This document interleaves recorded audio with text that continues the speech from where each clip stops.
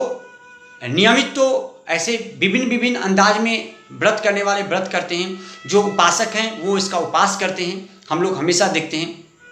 तो एक पुस्तक है राजा भोज के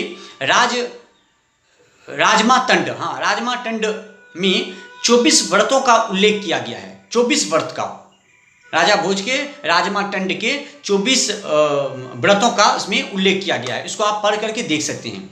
और एक है हेमादि में 700 व्रतों का नाम बताया गया है इस पुस्तक में। अभी देखिए, व्रतों के प्रकार मूलतः 3 होते हैं, ठीक है। तीन ही व्रत होता है, ये हमेशा याद रखिएगा। नित्य होता है, नैमित्तिक होता है और काम्य व्रत होता है। अच्छा, नित्य व्रत क्या है? नित्य व्रत हमें ये सिखाता है कि कैसे हम लोग भक्ति करते हैं, आचमन कैसे करते हैं। भक्ति करने के बाद हम अपने नित्य उपवास जो करते हैं, उस उपवास में हम अपने मुंह से अपशब्द ना बोलें, इसको नित्य व्रत कहते हैं। नित्य व्रत में ये चीज़ देखा जाता है, क्या? तो मुंह से उपवास ना करते हैं। कितने माता गण क्या हैं, उपवास तो कर लेते हैं, लेकिन अपने संतानों को, अपने पति को ना चाहते हुए भी अज्ञातवश वो उन्हें गंदे शब्द का प्रयोग करते हैं, तो उसमें उनका व्रत जो है टूट जाता है, अर्थात उन्हें उस व्रत का फल प्राप्त नहीं होगा। व्रत का अर्थात ही होता है, अन्य सिर्फ छोड़ने से व्रत नहीं होता है। आप यदि अन्य छोड़ देते हैं और सोचते हैं कि आप व्रत कर रहे हैं, तो ऐसा नहीं है। देवी इसमें, माता इसमें प्रसन्न कभी नहीं होगी। एक तो आपको नित्य कर्म के अनुसार से आपको स्नान करना चाहिए, शुद्धिकरण रखिए खुद को, माथे पे तिलक लगाइए, सनातनीय जो धर्म है उस धर्म के अनुसार से आप चलिए। जिस देवी देवता का पूजा करते हैं, निष्ठा से, प्रेम से उनको पूजा करिए। रोटी बनाए हैं, सब्जी बनाए हैं, तो भगवान का जरूरत नहीं मिठाई खिलाए, रोटी और सब्जी बनाइए, शुद्ध पवित्र से बनाइए और अपने हाथ से तोड़ तोड़ के लड्डू गोपाल जी को खिलाइए। माता दुर्गा का पूजा करते हैं, माता दुर्गा को पूरी, हलवा और चना का सब्जी नित्य 9 दिन उन्हें खिलाइए माता को। और खिलाने के बाद जो प्रसादी हो, प्रसादी किसी कन्या को, 1-2 कन्या, आपका जो सामर्थ्य है उसके अनुसार से आप कन्याओं को भोग लगाइए। 9 दिन का जो उपवास है, इस उपवास का पालन कीजिए। तो नित्य उपवास जो है, इसमें आचरण का बहुत ज़्यादा मूल्य है, सत्य बोलना का बहुत ज़्यादा मूल्य है, पवित्र रहना का बहुत ज़्यादा मूल्य है। तो नित्य व्रत में जो 3 व्रत मैंने बोला, उसमें नित्य व्रत जो है, इसमें ये सब चीज़ का बहुत ज़्यादा आवश्यक है और लाभ है, इससे लाभ भी बहुत मिलता है। आमतौर पर जब आप व्रत करते हैं तो भगवान का भजन सुनिए, दुर्गा चालीसा का पाठ एक दिन में 9 बार करके दुर्गा चालीसा पढ़िए। यदि दुर्गा सप्तमी का पाठ नहीं कर पाते हैं तो आप इसका पाठ जरूर करिए।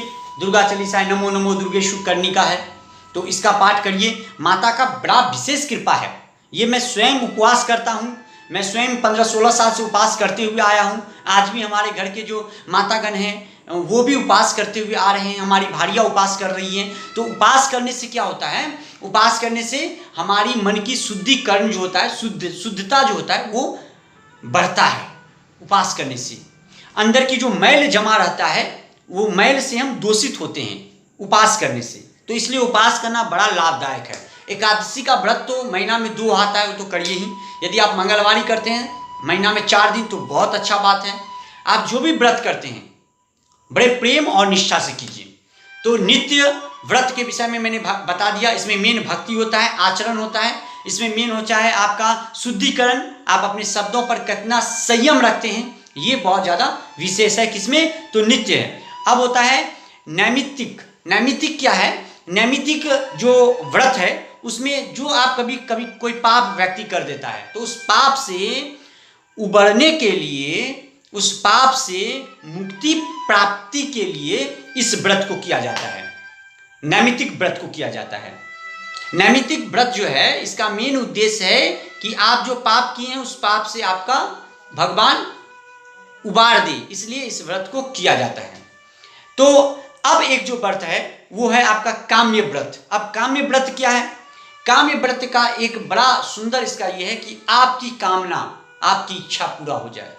हे दुर्गा माँ, मैं नवरात्रि कर रहा हूँ, आप मुझे आशीर्वाद दें कि मैं भगवान श्री कृष्ण से प्रेम करना शुरू कर दूँ, ये हमारी कामना है।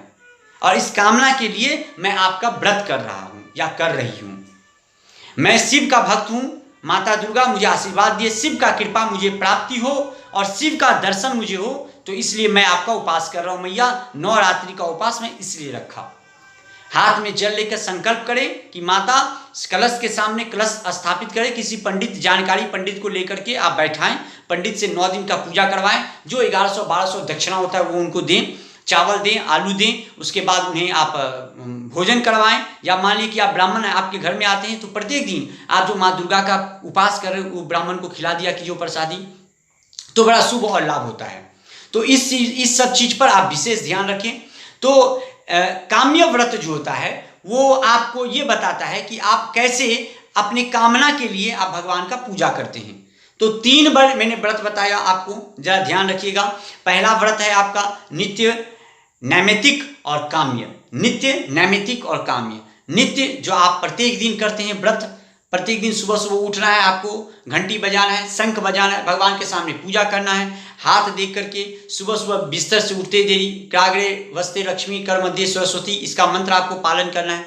और बड़े प्रेम से, बड़े निष्ठा से दुर्गा पूजा का व्रत जो है वो जरूर करिए। दुर्गा पूजा का व्रत करने से क्या होता है, आपके पिताजी का प्रॉब्लम है, आपके पिताजी संकट में हैं, आप उनके बेटी हैं या बेटा हैं, आप इसके लिए माँ दुर्गा को प्रार्थना कीजिए, तो आपका पापा का संकट जो है वो कम हो जाएगा, वो दूर हो जाएगा, वो तत्क्षण गायब हो जाएगा। ये देखिए, भक्तों में ना विश्वास सबसे ज्यादा आपकी भक्ति को बढ़ाता है। यदि विश्वास नहीं होगा ना तो कंकड़ में आप पत्थर देखिएगा, और यदि विश्वास होगा तो कंकड़ में आप शंकर देखिएगा। तो विश्वास बहुत मायने रखता है। तो माता दुर्गा का आप ऐसे ही